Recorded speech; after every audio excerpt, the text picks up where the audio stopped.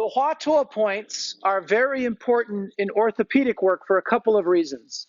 The first is that if the person's had a sudden accident like whiplash or a fall or a jolt, all the muscles in the body will go, ugh, and then the big muscles will let back. But those muscles that are close to the spine are not used to opening and closing the way a bicep does. So when they seize, when they back open, they don't open all the way frequently. Or they'll get hard, and when they're hard, they pull. And the person always has this sort of, they never feel quite right. They're always off a little bit. Now, it's important to know that depending on how the injury happened, it can be the same side Hua Tuo, or it can be the opposite side. Very important to think about that, because these muscles, the way they stay on the body is not only they attach to these Hua Tuo, but they cross over a little bit like a hook. That's why bones have lots of those hard, ridgy spots. I showed it in the video, that things attach to the hard, ridgy spots. And so sometimes we have to get the opposite Hua Tuos so that if this side's always tight, I needle the opposite and it gets the length. Other times it's gotten scrunched on the same side and I need to get in and let it go. For orthopedic, usually the Hua Tuos are needled. So here's the vertebra, here's the space, we come over, and I'm trying to get where they attach on those vertebra phalanges, the shape, the wings, okay? Internal, if you were doing it in China traditionally, you would move a little further out and needle slightly towards to get to the muscles on the front side of the vertebra, okay? Don't do that today, please. Don't do that in front of me. Know that that was done, is frequently done. And if those muscles have tightened on the inside, the only way to get to those muscles is to go from a Hua Tuo and come in at an angle so you're not going to hit the lungs or anything, but to get to the front of the vertebra. But that's no longer allowed in today's acupuncture world, so to know, not to do, okay?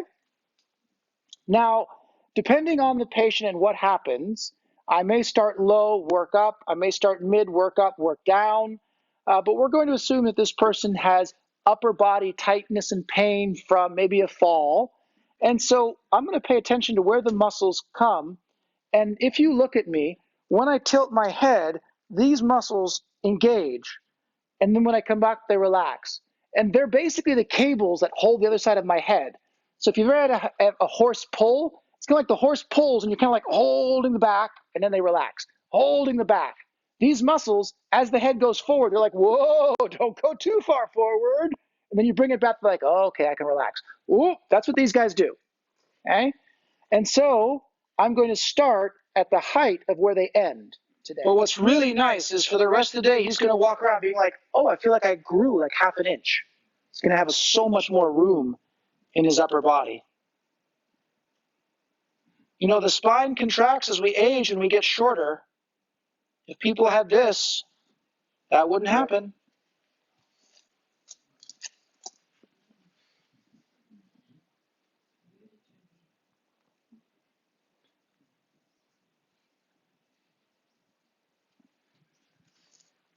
I can literally feel the contraction with the needle and then the expansion of the feeling around the spine. So he feels the contraction of the needle and then the expansion around the spine.